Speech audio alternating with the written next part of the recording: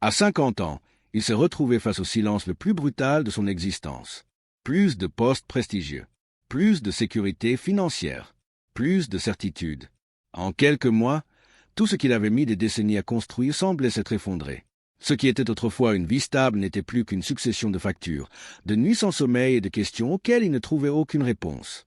Le plus douloureux n'était pas la perte de son argent, c'était la perte de son identité.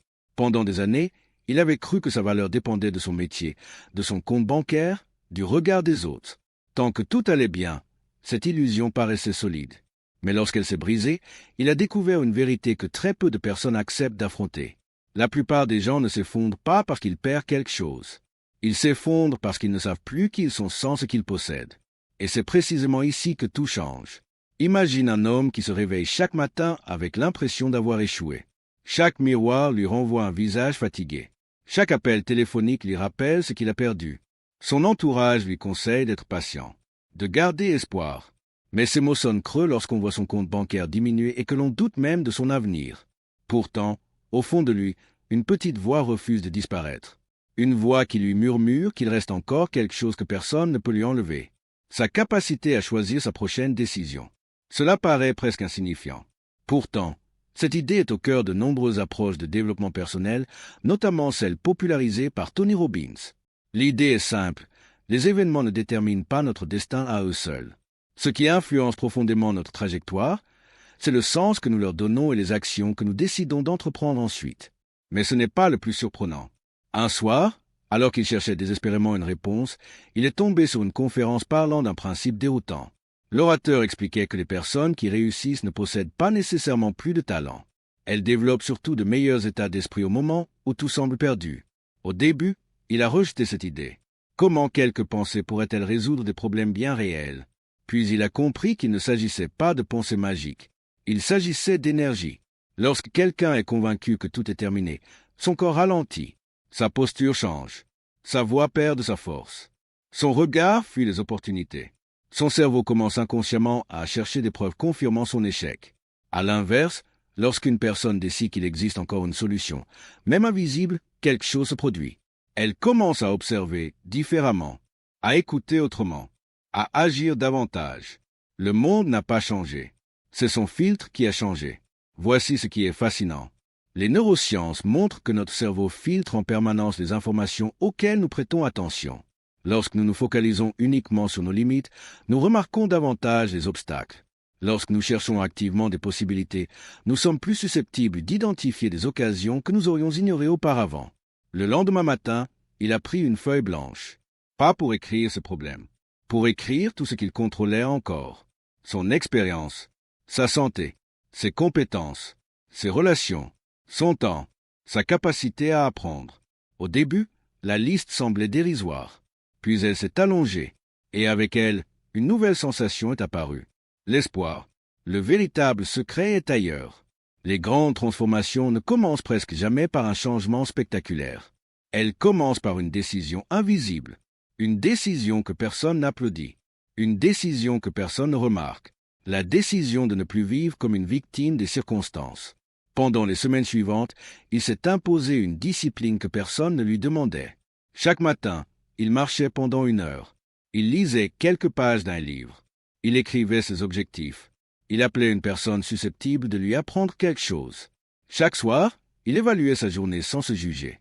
Les résultats n'étaient pas immédiats. Au contraire, les premières semaines semblaient inutiles. Et c'est précisément là que la majorité abandonne. Nous vivons dans un monde qui récompense les résultats visibles. Mais la réussite se construit d'abord dans l'invisible. Comme le bambou qui développe ses racines pendant des années avant de pousser soudainement à une vitesse impressionnante, l'être humain passe souvent par une longue période où rien ne semble changer. Pourtant, tout est déjà en train de changer. Avant de continuer, il faut comprendre une chose essentielle. Le courage n'est pas l'absence de peur. Le courage est la décision d'avancer malgré la peur.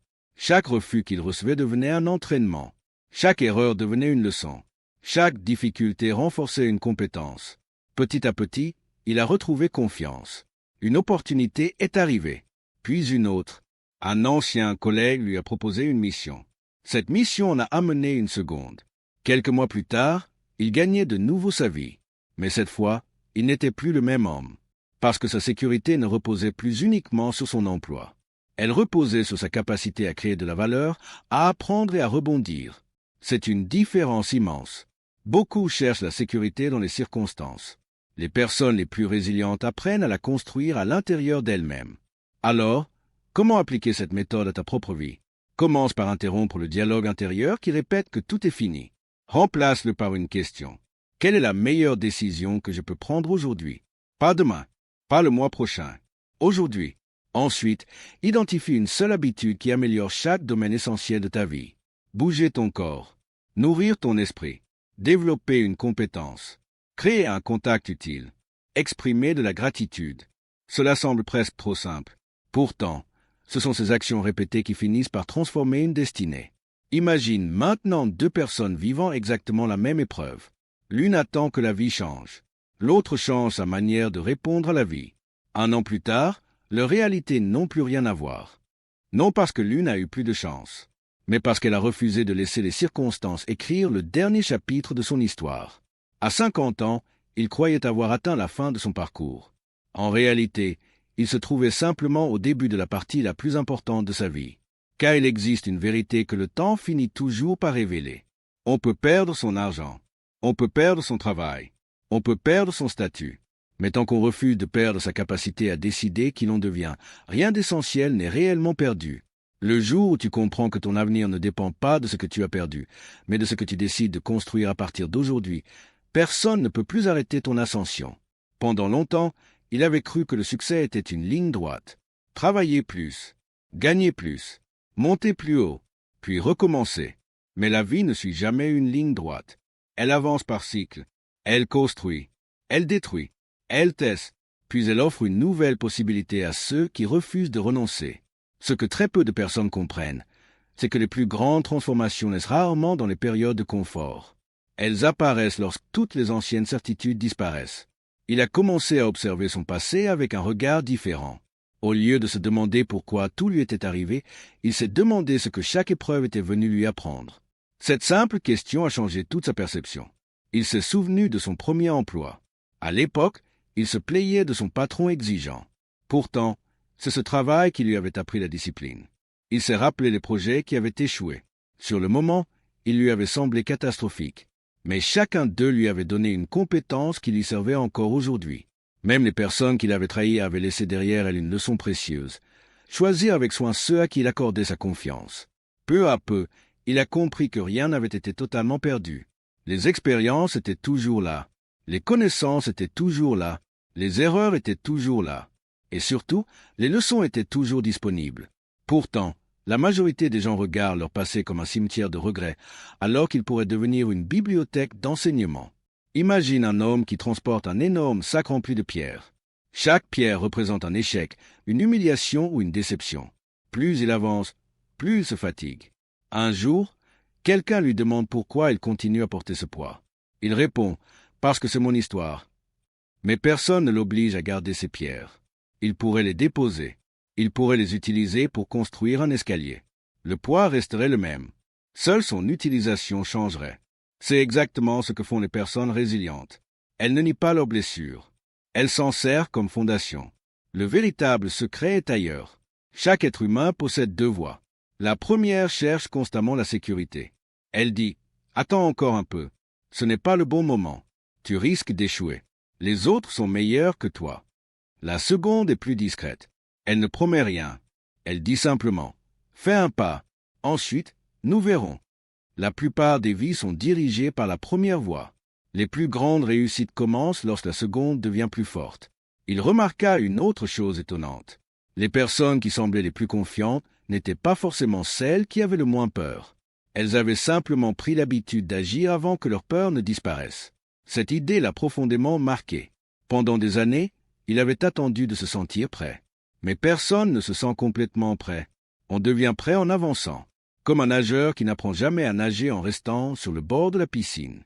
Comme un musicien qui ne maîtrise jamais son instrument sans accepter les premières fausses notes. Comme un entrepreneur qui ne découvre jamais son potentiel tant qu'il refuse de lancer son premier projet. La confiance n'est pas une condition préalable à l'action. Elle est la récompense de l'action répétée. Et c'est précisément ici que tout change. Chaque matin, Il ajouta un nouveau rituel. Avant de consulter son téléphone, il s'asseyait quelques minutes en silence. Il visualisait la personne qu'il voulait devenir, non pas celle qu'il espérait impressionner, mais celle qu'il respecterait profondément.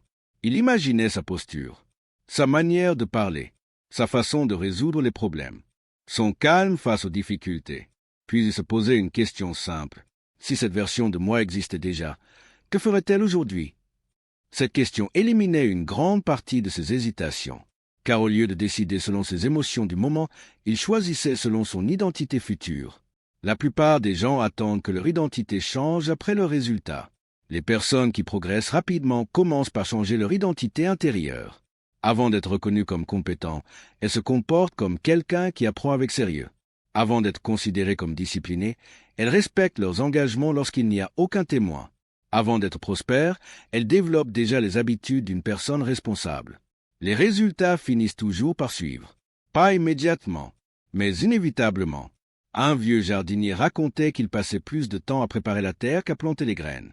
Les visiteurs trouvaient cela étrange. Ils voulaient voir des fleurs, lui regarder le sol, parce qu'ils savaient qu'une terre négligée ne pouvait produire qu'une récolte fragile. Notre esprit fonctionne exactement de la même manière.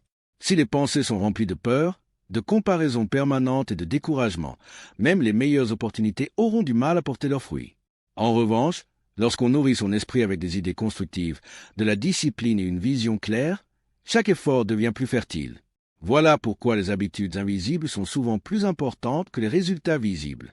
Personne n'applaudit celui qui lit quelques pages chaque soir. Personne ne célèbre celui qui se lève 1 heure plus tôt pour apprendre une nouvelle compétence. Personne ne remarque celui qui économise une petite somme chaque semaine. Pourtant, plusieurs années plus tard, tout le monde remarque la différence. Et beaucoup parlent alors de chance.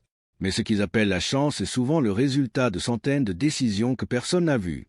C'est là que réside la véritable puissance du changement. Il ne se produit pas dans les grands discours. Il se construit dans les petits choix répétés avec constance. Un choix, puis un autre, encore un autre, jusqu'au jour où l'ancienne version de toi ne reconnaît plus la personne que tu es devenue. Mais il restait une question qui le hantait. Pourquoi certaines personnes semblent-elles se relever après chaque chute, tandis que d'autres abandonnent au premier obstacle? Pendant des semaines, il a observé les personnes qui avaient réussi à transformer leur vie. Pas seulement les millionnaires ou les entrepreneurs célèbres. Il regardait aussi ce voisin qui avait créé une petite entreprise après un licenciement. Cette femme qui avait repris des études à 48 ans. Cet artisan qui avait perdu son atelier avant de reconstruire une activité encore plus prospère. Au début, il cherchait un talent exceptionnel. Il n'en a trouvé aucun. Ce qu'il a découvert était beaucoup plus surprenant. Tous avaient adopté une façon différente de penser face aux difficultés. Là où la plupart des gens voyaient une fin, eux voyaient un point de départ. Là où beaucoup cherchaient un responsable, eux cherchaient une solution. Et cette différence, presque invisible au départ, devenait immense avec le temps. Imagine 2 personnes qui reçoivent exactement la même mauvaise nouvelle. Toutes les 2 perdent leur emploi le même jour. La première rentre chez elle convaincue que le monde est injuste. Elle passe ses journées à revivre ce qui s'est passé, à raconter son histoire à tous ceux qui veulent bien écouter. Chaque conversation renforce sa conviction qu'elle est une victime des circonstances. La seconde ressent la même douleur.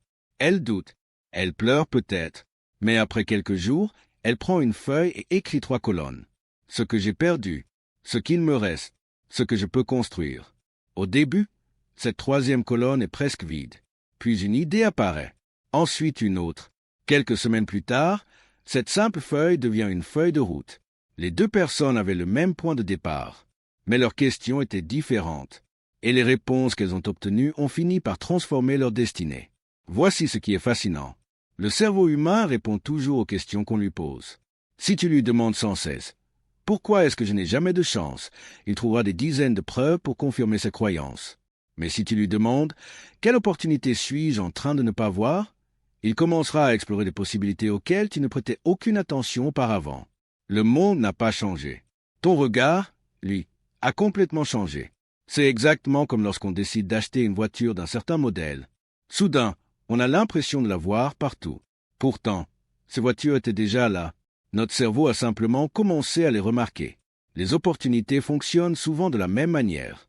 Elles existent parfois juste devant nous, mais nos pensées sont tellement occupées par nos peurs que nous passons à côté. Le véritable secret est ailleurs. Les grandes réussites ne sont presque jamais le fruit d'une seule décision spectaculaire. Elles sont le résultat d'une accumulation de décisions ordinaires. 1 heure de lecture au lieu d'1 heure de distraction. Une conversation enrichissante au lieu d'une plainte. Une promenade pour clarifier ses idées au lieu de rester prisonnier de ses inquiétudes. Un appel passé malgré la peur du refus. Aucun de ces choix ne semble extraordinaire. Mais additionné pendant des mois, ils changent complètement une existence. Pense à un avion qui décolle de Paris à destination de Montréal. Si son pilote modifie sa trajectoire de seulement 2 degrés, les passagers ne remarqueront presque rien pendant le vol. Pourtant, plusieurs heures plus tard, l'avion n'atterrira pas du tout au même endroit. Notre vie fonctionne selon le même principe. Ce ne sont pas les grandes décisions qui changent le plus notre avenir. Ce sont les petites corrections répétées chaque jour. Et c'est précisément ici que beaucoup abandonnent. Ils veulent une transformation spectaculaire en quelques semaines. Ils oublient que la nature ne fonctionne jamais dans la précipitation. Le chêne ne devient pas immense en une nuit. Le diamant ne se forme pas en quelques heures. Même le fleuve le plus puissant commence par une simple goutte d'eau. Alors pourquoi exiger de toi une perfection immédiate? La véritable victoire consiste à devenir aujourd'hui un peu plus fort qu'hier, puis à recommencer demain, encore et encore, car les personnes qui finissent par réussir ne sont pas toujours les plus intelligentes. Ce sont souvent celles qui refusent simplement d'arrêter avant que les résultats apparaissent. Pourtant, il y avait une habitude qui n'avait pas encore réussi à vaincre. Il comparait constamment sa vie à celle des autres. Chaque fois qu'il ouvrait les réseaux sociaux, il avait l'impression que tout le monde avançait plus vite que lui. Certains annonçaient un nouveau contrat, d'autres achetaient une maison, d'autres encore semblaient vivre une existence parfaite. Pendant quelques minutes, tous les efforts qu'il avait accomplis lui paraissaient insignifiants. Puis il a réalisé une chose. Il comparait les coulisses de sa propre vie avec la vitrine des autres. Et cette comparaison était impossible à gagner. Car personne ne publie les nuits d'angoisse. Personne ne montre les centaines d'échecs avant une réussite. Personne ne filme les moments où il doute de lui-même. La plupart des victoires que nous admirons sont le dernier chapitre d'une histoire dont nous n'avons jamais lu les pages précédentes. Cette prise de conscience a changé sa façon de regarder les autres. Au lieu d'envier leur réussite, il a commencé à s'intéresser au prix qu'ils avaient payé pour y parvenir. Et il a découvert une vérité que beaucoup préfèrent ignorer. Chaque réussite exige un sacrifice. Certains sacrifient leur temps libre, d'autres leur confort, d'autres encore acceptent d'être incompris pendant des années. La question n'est donc pas « est-ce que je veux réussir ?» La vraie question est « quel prix suis-je prêt à payer ?» Car vouloir le résultat sans accepter le processus revient à vouloir récolter sans jamais avoir semé. Mais ce n'est pas le plus surprenant. Il a aussi compris que l'énergie est contagieuse. As-tu déjà remarqué qu'après quelques heures passées avec une personne constamment négative, tu te sens toi-même plus lourd, plus fatigué, moins motivé? À l'inverse, certaines personnes semblent transmettre une force incroyable sans même essayer. Leurs paroles donnent envie d'agir. Leur attitude inspire confiance. Leur présence rappelle que tout reste possible. Il s'est alors posé une question difficile. Qui fréquente-t-il chaque semaine? Qui influence ses décisions? Qui nourrit son esprit? Les réponses ne lui ont pas plu. Il passait davantage de temps à écouter des personnes qui critiquaient leurs rêves qu'à écouter celles qui construisaient les leurs. À partir de ce jour, il a changé son environnement. Il ne pouvait pas choisir tout ce qu'il croisait, mais il pouvait choisir ce qu'il lisait, ce qu'il regardait, ce qu'il écoutait, les conversations auxquelles il participait, les idées qu'il laissait entrer dans son esprit. Petit à petit, son dialogue intérieur a commencé à changer. Et lorsqu'un homme change la façon dont il se parle, il change la façon dont il agit. Voici une expérience simple. Imagine que quelqu'un te répète chaque matin pendant 1 an que tu n'es pas capable. Au bout d'un moment, même si cette affirmation est fausse, une partie de ton esprit commencera à la croire. Maintenant imagine l'inverse. Chaque jour, tu nourris ton esprit avec des idées de progrès. Tu te rappelles que les compétences apprennent, que les erreurs enseignent, que les difficultés sont temporaires. Au fil des mois, ton cerveau finit par considérer cette manière de penser comme normale. C'est pourquoi les pensées deviennent des habitudes. Les habitudes deviennent des comportements. Les comportements deviennent des résultats. Et les résultats finissent par devenir une nouvelle identité. Le véritable secret est ailleurs. Nous passons souvent notre vie à vouloir contrôler les circonstances. Pourtant, les circonstances changent sans cesse. L'économie évolue. Les technologies transforment les métiers. Les marchés montent puis descendent. Les opportunités apparaissent puis disparaissent. Si toute notre sécurité dépend de ces éléments, nous vivrons toujours dans l'incertitude. En revanche, il existe quelque chose que personne ne peut enlever. Ta capacité à apprendre. Chaque nouvelle compétence devient un actif invisible. Personne ne peut te voler ton expérience. Personne ne peut confisquer ta discipline. Personne ne peut supprimer les connaissances que tu as acquises. Voilà pourquoi les personnes les plus libres ne sont pas toujours celles qui possèdent le plus d'argent. Ce sont souvent celles qui savent qu'elles peuvent recréer leur réussite, même si elles devaient repartir de zéro. C'est cette confiance qui les rend puissantes. Pas parce qu'elles pensent que tout ira toujours bien, mais parce qu'elles savent qu'elles trouveront toujours un moyen d'avancer. Et c'est précisément cette certitude qui transforme un simple revers en nouveau départ. Un vieux maître racontait qu'un forgeron ne frappe jamais le métal au hasard. Chaque coup semble identique. Pourtant, chacun prépare le suivant. Vu de l'extérieur, rien ne change. Puis, soudainement, le métal prend une nouvelle forme. Les spectateurs pensent que tout se produit au dernier coup de marteau. Ils oublient les centaines de coups précédents. Notre vie ressemble souvent à cette forge. Nous croyons que rien ne se passe. Nous faisons des efforts sans résultat visible. Nous doutons. Nous pensons arrêter. Alors qu'en réalité, chaque action renforce silencieusement notre caractère. Et un jour, sans prévenir, tout ce travail invisible devient enfin visible. Les autres appellent cela un succès soudain. Toi, tu sauras qu'il a fallu des centaines de petites décisions courageuses pour arriver jusque-là.